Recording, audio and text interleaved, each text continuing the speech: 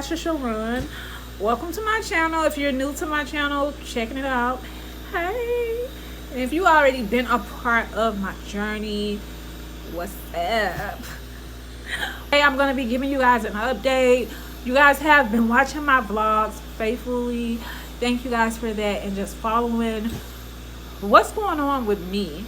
And I just want to thank you guys. Let's go ahead and get into the updates. If you are new to my channel, I'm just going to do like a little snippet, and then I'm also going to post some videos in the description box if you want to go look at those and catch up.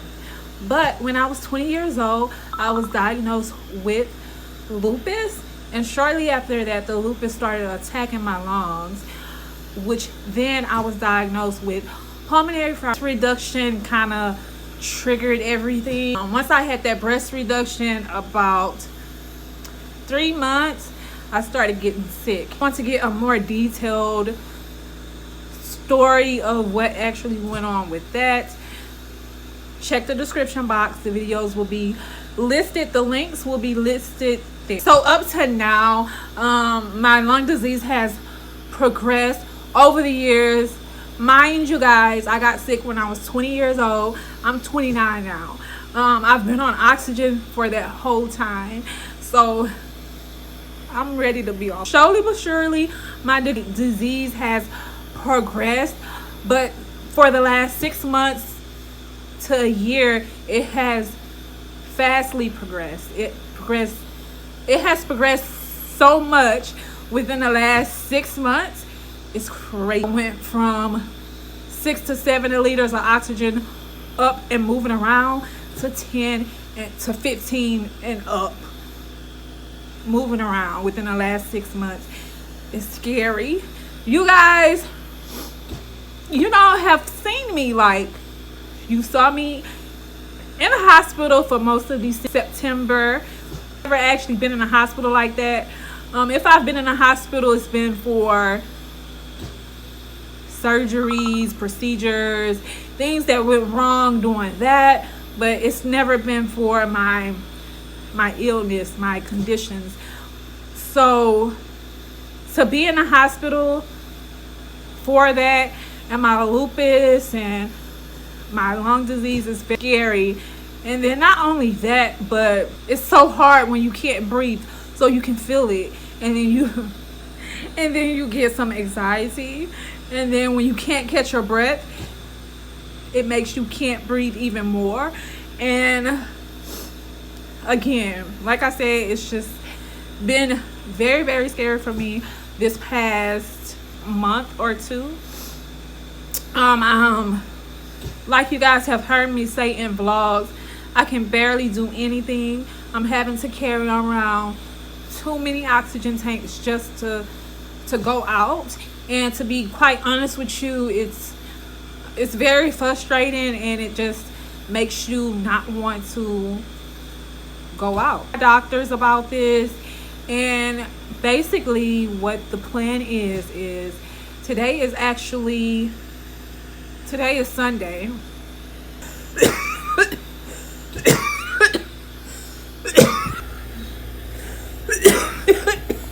All right, guys. So yeah. I get out of breath talking too. I don't even know where I was at. Now I am needing a double lung transplant.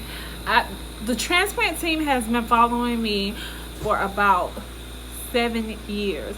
7 to 8 years. And I've been on and off the list since then. And the reason is because they don't want to transplant you too soon. On like 3 to 4 liters of oxygen. I do think that was too soon. Right now, I think the time is just right. I need it, and I need it bad. And forward to my doctor's appointment Thursday, which is the vlog that was just posted, and it's transplant appointment. So at the appointment, this was horrible. I could not get through my walking test again. I used up to 15 liters of oxygen, and when I was done with the walking test is only 6 minutes. When I was done with the walking test, they had to roll a wheelchair to get me.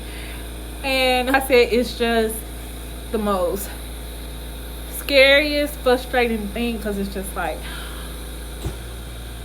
every time I go to the doctors, I'm gonna attempt to complete my test, because if you don't, they're gonna say you're incompliant, and if you don't try, then it just says a lot that, you know, maybe you don't want this. So at least you need to try. So I tried. My numbers may not be all that good, but I tried, and I was just off Thursday. I was so numbers still wasn't right. I'm still coughing and huffing and coughing up and all that, and I just started crying. I'm just like, you know, in my frustration, and I've been doing a lot of crying. And if you see me cry, that don't mean that I'm giving up. It just sometimes mean I just cry, like I'm crying happy. Sometimes I cry happy tears. Sometimes I cry frustration tears. Sometimes I might cry if my anxiety is just really, really bad about something. And sometimes I want to cry if I'm scared or afraid about something. Like, I'm gonna cry. Like I told you guys, my breathing, it's not uncomfortable anymore for me. It's scary. Just imagine not knowing if you're gonna be able to catch your breath. Scary. And so they're hoping that I will get a transplant. They are hoping that I get a transplant within this weekend. If not, then I will have to go into the hospital until a transplant comes along. And I mean, it's a good thing, because if I go into the hospital and wait on a transplant, my priority is going to be higher, because I'm in the hospital sick waiting on a transplant. So that's a good thing. 2, I know for me, and at this point, going into the hospital is better for me than being home. And that's how bad that the breathing has gotten. I can't do much, and you know, it's just scary. So it's just better for me to be in the hospital until I get a transplant than to be here, you know, just trying to chug along. I'd rather be watched in a hospital facility than just to be here, you know, by myself or with my mom or my niece. And it's just to go into the hospital. And so transplanted by then they're gonna make arrangements to admit me into a hospital until a transplant comes along. And it's just better for me, even though I don't want to be in the hospital. So when I did my video early, I watched it back, and I wasn't really clear on something, and clear them up. My plasmapheresis worked. When I went back to get blood work, I had 0 antibodies, which is a good thing, because that now I don't have to be excluded from donors. Because before, 2 out of 10 would only getting 2 out of 10 people. Now I have chances of getting 8 out of 10 people. So up so many doors. And so that is why they think that, you know, it's possible that I may be transplanted this weekend. That was one thing I had to explain that to you guys, kind of get how you're going. So because that plasmapheresis worked, I would have to do that treatment 4 hours prior to being transplanted, so that, you know, my body won't try and reject the lung, because the antibodies, they always come back. But the thing is, we need to try to stop them from coming around the time of the transplant, during the time of the transplant, stuff like that. They're also going to do more treatments to try to get them down and all of that, but that's the first focus. Was they also changed my diagnosis to chronic respiratory failure. Guys, in the next clip, come to the next clip with me. Come to the next clip with me. I ain't going nowhere with you. You coming to the next clip. We got to see what she's saying. I've always said, I've always prayed to God that, well, what I prayed to him was that I didn't want to be on a ventilator waiting on a transplant.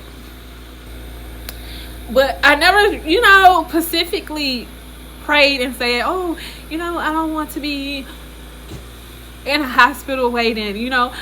If I'm in a hospital waiting like this, still perfectly, not on a ventilator or whatever, I'm okay with that.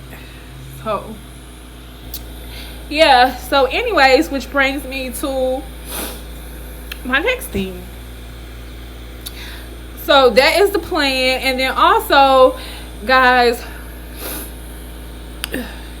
when I have the transplant, my mom, she's going to take a leave of absence for work, which means that she won't be working, and we don't know how. I just pray to God. I'm just like, look, God is gonna see us through this, but we don't know if she's gonna pay her bills. And the thing about it is, most of you say, why you can't move with your mom. Like, I can't move with my mom. First off, my mom stays in a 1-bedroom apartment. My aunt stays with her. Sometimes, most of the time, my niece is there. Sometimes my sister is there. And it just wouldn't be functional for me to go there. So it's more functional for me to be at my house. Plus, they stay an hour away. I stay right down the street from the medical center, so we can get there. We're gonna have to go there every week once I have a transplant, and we may have to go there, some days or whatever, if my blood pressure is high or too low, or my oxygen stats, my heart rate. We're gonna have to get there fast. And I stay 8 to 10 minutes away from the medical center, so that's more functional for me.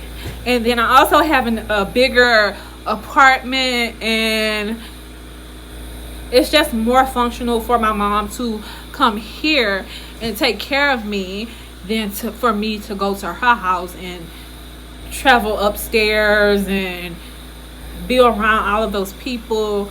So that's not an option. So we decided that she would come here and she would care for me. We will be right down the street from the medical center. But the thing is, she will have to not work. And I'm so grateful for my mom, because anytime that I need her to go to the doctors and she works, she will call in. She will just put me first, and I'm so grateful for her for that. And it's just no questions was asked when they asked her, well, what are you gonna do when she has a transplant? Because you need a 24-hour caregiver. And it was no question to ask. She just I'm gonna have to stop working. So she's gonna stop working. We started a transplant fund. Most people are like, why haven't you been started a transplant fund years ago? I always see people that are waiting on transplants that start a fund. But the thing about it is, I've been following the transplant team, been following me for 7 or 8 years. And if I would have started it then, people would have been like, okay, we're donating, why haven't you got a transplant? You like one thing I'm not gonna do is play with people's money. I'm not gonna play with people's money. And I see crazy numbers of people wanting to raise outstanding amounts of money when I know that, girl, you on Medicaid or Medicare, and it covers the transplant, you know, and most of the time it covers the medicine. I'm gonna have to pay for my medicine, but you know, I think that I could cover my medicine on my check. Like, that's what I think. So basically it's just like, okay, really, like, girl, you don't need all that. Like, I'm gonna keep it real with y'all, but my fund is to basically help with my mom bills, and it's to help with, you know, like if we need gas, or we're gonna talk to them about parking. You know, it's just stuff like that we worry about. But as far as my transplant, I think that Medicare is gonna cover that, and my medicine, it shouldn't be that much. I did sign up for a charity at the hospital that just basically covers whatever Medicare don't cover in the hospital, as far as, you know, hospital stays and stuff like that. I do have to get that application in, so that can be done. So that's another thing. Like, I'm working on so many things because I'm not prepared at all, and I can honestly tell y'all that. And so I have to do that application. It's more things that I want to just make sure is in order, because I just want to make sure it's just easy as possible on my caregivers. Like, I don't want them to be more stressed than they have to be. And so I'm trying to just like get all of this together, and it's just like, oh, it's just like, I wish, you know, I would have had a warning or something. Like, okay, get it together. But I guess that's what I get for just taking my time with things. No one knew that my disease would just progress so fast like that. Transplant fund link down in the description bar. If you guys can't donate to me by sharing it, okay? So many people have donated so far, and even if the people didn't donate, the people that shared reached through somebody, and they're like, oh, I know so and so, so I know, you know, blah blah blah. So sharing is everything, okay? Make sure that y'all share. Guys, pray with me.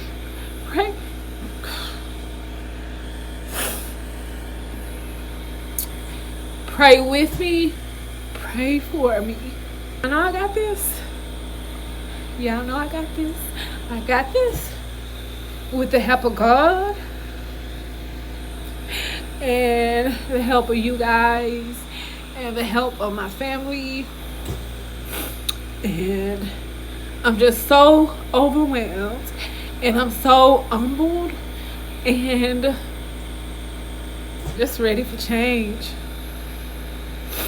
Okay, don't forget to follow the campaign.